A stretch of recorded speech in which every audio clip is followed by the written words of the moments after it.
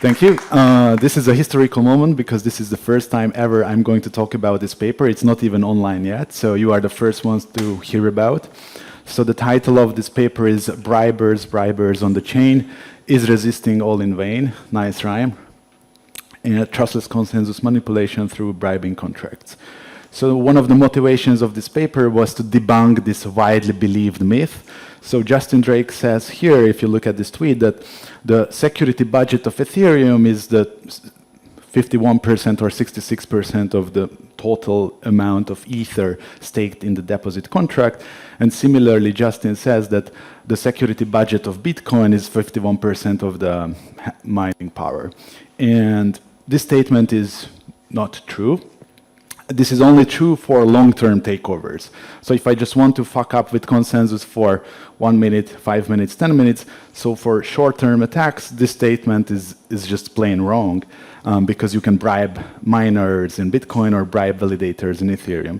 So we decided to look into this issue and we asked ourselves, is it possible to create trustless bribery contracts on Ethereum and try to mess up with the consensus algorithm?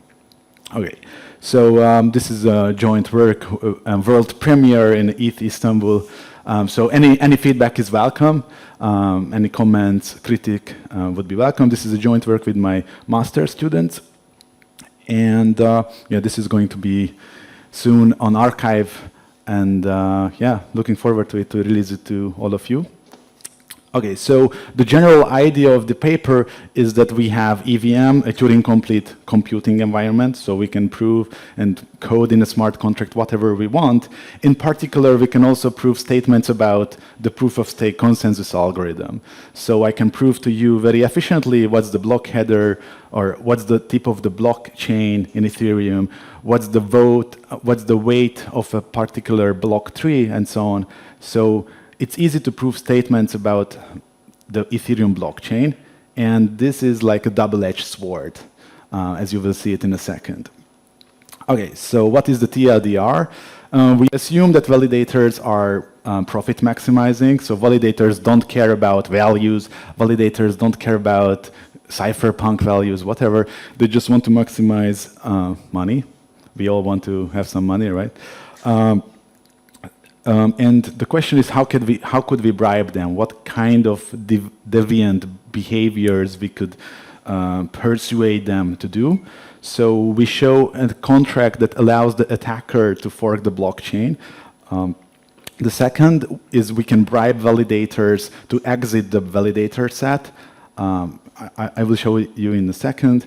And the third is allows you to bribe validators to manipulate the rando, which is Ethereum's distributed randomness beacon, a random number generator. And then the second part of the paper, we talk about game theory and incentives. So how much money we should pay to the validators in order for them to do all these nasty behaviors. And then we can think about all the countermeasures. Okay. Yeah, so I will give you some preliminary system model. I will describe these 3 bribery contracts. After that, I will talk about how much does it cost to execute these bribery contracts, and then I will conclude. Okay, so Ethereum proof of stake in a nutshell, it's like, I guess most of you know, but just to be on the same page. So it's a permissionless protocol. Everybody can be an Ethereum validator, or if you want to cease to exist as a validator, then you can withdraw your funds and not be a validator anymore. And validators have 2 main tasks. They need to vote or attest for any blocks in each epoch. And the second task is sometimes you need to propose blocks, which is a task which happens much rarely. And validators are slashed if they misbehave. So if you vote for 2 conflicting blocks at a certain height, then your stake is slashed. Similarly, if you propose 2 conflicting blocks, you always lose your stake. Okay, and one thing you need to know is that if there are forks in the blockchain, we will consider the block tree with the highest number of votes as the canonical chain. So in Bitcoin, we look at the block tree with the highest accumulated difficulty. In Ethereum, LMD Ghost considers the block tree with the highest number of votes as the canonical chain, just to be on the same page. Okay, so, and what were the latest EVM updates that are important for this work? How many of you heard about this EIP, EIP 2537? Okay, 2, 3. Okay, so it's a great EIP because it allows us to build like Aztec. So it allows us to do elliptic curve group operations and pairing operations on the BLS12 381 curve. It's really nice. And it also allows us to do bribery contracts, as I'm going to show you. There was another EIP which allows validators to exit the validator set on the execution chain. That's also really useful. And it's a double-edged sword because it also allows us to build bribery contracts. The third EIP which is relevant for our work is that in the EVM we can read finally the beacon route. And what's super important is EIP 7549, which says that if validators vote for the same block header, then they will sign the very same message, which was not the case previously, because validators signed a message which also contained this index, committee index. Maybe you see it. So the third line was in the attestation message before the EIP, which is bad, because even if validators would vote for the same block header, they would sign different messages. But this is not the case anymore. So if validators vote for the same block, they will sign the very same message for efficiency reasons. So this is good. Okay, so what are the goals? Like, there are many goals of Ethereum consensus. What are the goals that are important for us? Safety. So at any single point in time, the same ledger is output by everyone. This is not a formal definition, just a rough definition. So this means that we don't like forks, essentially, in Ethereum, right? We also want liveness. So if any of you broadcast a transaction, then you want that that transaction eventually makes it to the blockchain and gets included. That's what liveness means. And the third is fairness. So a validator with X share of the stake should be able to propose X percentage of also of the blocks. So we don't want a rich gets richer scheme where a validator with X% of the stake could get more than X share of the proposed blocks. There are many other properties that we want Ethereum consensus to satisfy, but these are the ones that we can break in this work. And I will show you 3 contracts that allows us to break each one of these consensus properties that we care about. Okay, how many of you heard about BLS signatures? Okay, that's great. And we love BLS signatures. They are the best. The reason why we love them in Ethereum is because they are aggregatable. So meaning that if there are n parties identified by their public keys PK, and they sign the same message, M, then we can create this aggregate public key, which is in the multiplicative notation, just the product of the public keys. So we have this aggregate public key.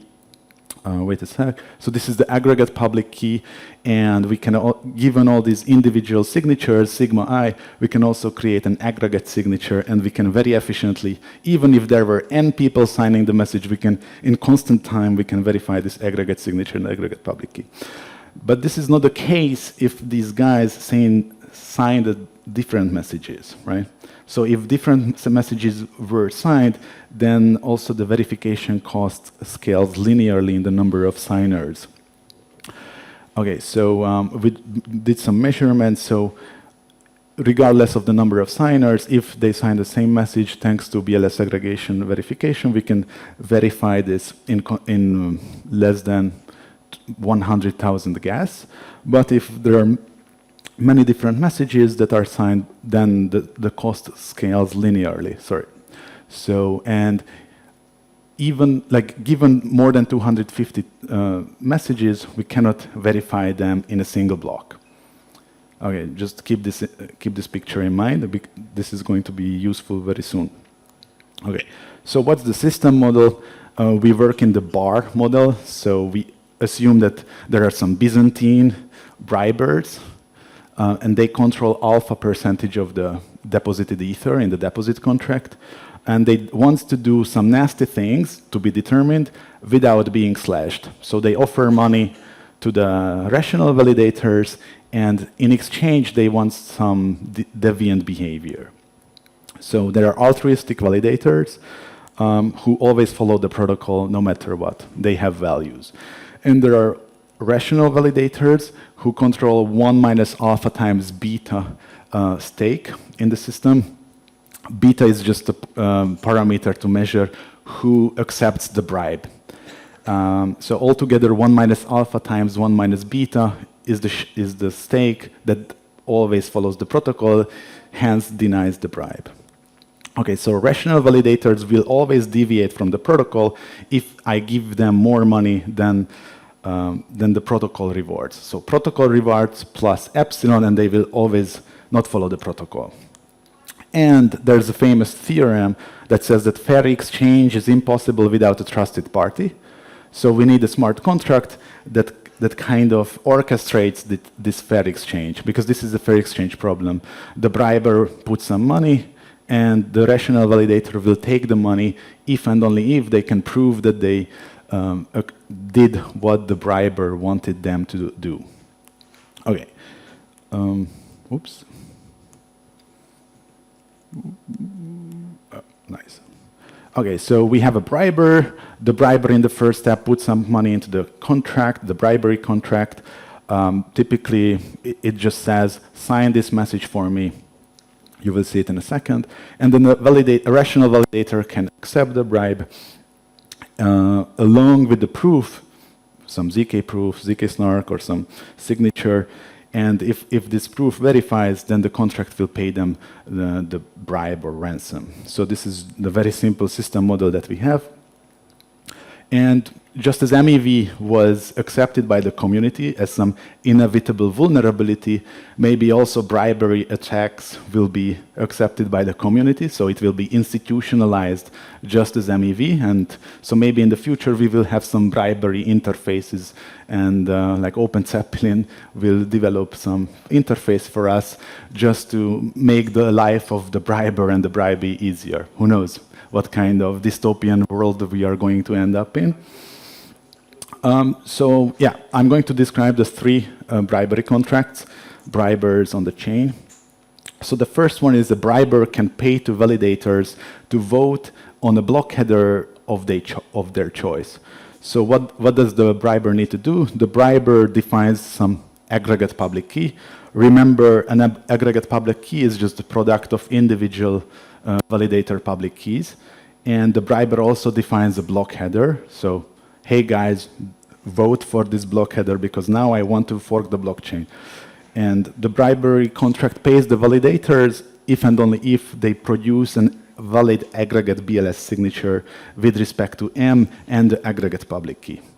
And now this is super efficient. We can do it super efficiently thanks to EIP 2537.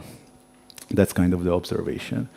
And so why is this good? Because the on-chain bribery contract is transparent, atomic, so the exchange is atomic, and trustless, so it's not some, you don't need to, the briber doesn't need to trust the bribee and vice versa. And yeah, thanks to these two EIPs, also the validators sign the very same block header, they sign the very same message, so we can super efficiently verify this aggregate signature inside the EVM in a smart contract. Okay, so without bribery attacks, currently there is no way to ex post reorg. So imagine that there's a lot of MEV in this block, and you have the chance to propose 2 blocks after this juicy block. What do you want to do? You want to steal the MEV from. You want to steal all these juicy transaction fees from block K+1. What can you do? You can fork the blockchain. But the thing is that currently, there's no way to fork the blockchain unless you have 51% of the stake. And in this paper, we show that you can fork the blockchain with bribery attacks. So you just need to pay the validators, like, hey guys, please vote for this block.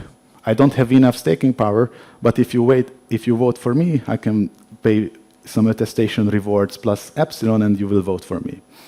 And then, if you have enough votes, if you were managed to convince enough validators to vote on your blocks, then you can overtake the honest chain. So that's I'm not going to describe all the attacks, but for enough alpha and beta, you can, if enough people accept the bribe, you can fork the chain and steal the MEV from this block.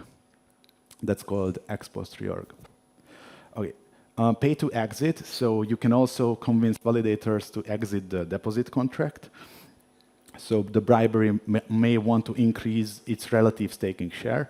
So you have alpha staking share in the deposit contract, and you want to convince honest validators to leave the deposit contract in order for your staking power to increase. And this contract only needs to verify an ACDSA signature, because now, thanks to this EIP 7002, validators can exit the validator set on the execution chain, on the EVM. So in the long run, this may hurt liveness if the briber can manage to convince everybody to not be a validator. And note, interestingly, there's no analog of this in a proof of work or Nakamoto consensus. Like, there's no way for you to verify that somebody turns off their Bitcoin miners. So you cannot bribe them, because how can you verify whether they get your money, but you cannot verify that they turned off their GPUs and ASICs. Okay, for the interest of time, I will skip this. This is the most technical bribery contract. So let's jump. And the interesting thing is that all these contracts have essentially virtually zero cost on chain. So also offering the bribe is just a few thousand gas. Similarly, taking the bribe and proving that you did what the briber said for you to do, it's kind of negligible financial cost. So it's really efficient to do these contracts on chain. Now let's talk about the cost for the briber to do all these attacks. So what you can see here is that if basically you don't need to have much staking power, so you can fork the blockchain in the worst case if you have 1% of the stake and you manage to convince half of the validators, you can fork the blockchain for less than 0.009 Ether, which is like $37.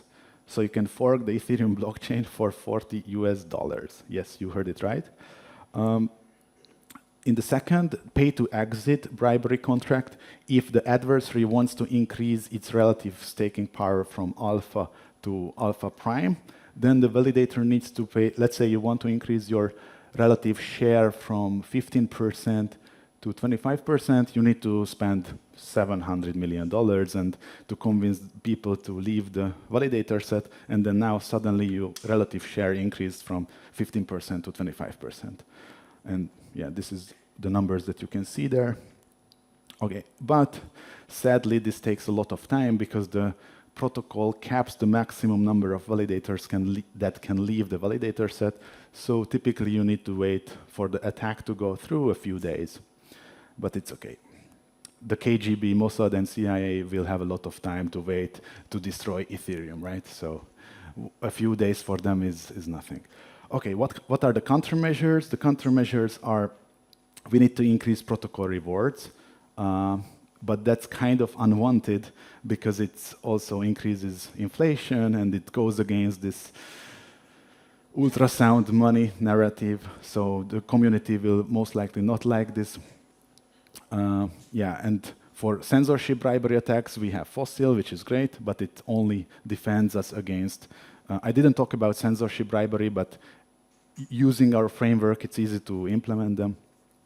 Okay, I don't know what kind of countermeasures we can have to defend Ethereum against bribery attacks. So if you have any ideas, let me know. And so conclusion, bribery attacks are real. Soon it's going to be open source. It's already in our private GitHub repo. We are going to release it very soon. And bribery attacks are super cheap. So also cheap for the briber and also for the bribee. And bribery attacks must be thwarted somehow. And there's lots of interesting open game theoretic questions. What are the equilibria in a not too simple bribery model? The bribee always accepts the bribe or not? So anyways, lots of interesting game theoretic questions. We can also have privacy-preserving bribery contracts. So if the bribee or the briber would be reluctant to join because I don't want the world to tell that I'm going to fuck Ethereum up, then it's also possible to extend our bribery contracts to make them privacy-preserving. We didn't pursue this research direction in the paper, but it's certainly possible to do. Okay, so feel free to reach out. Any comments, feedback, welcome. And thanks.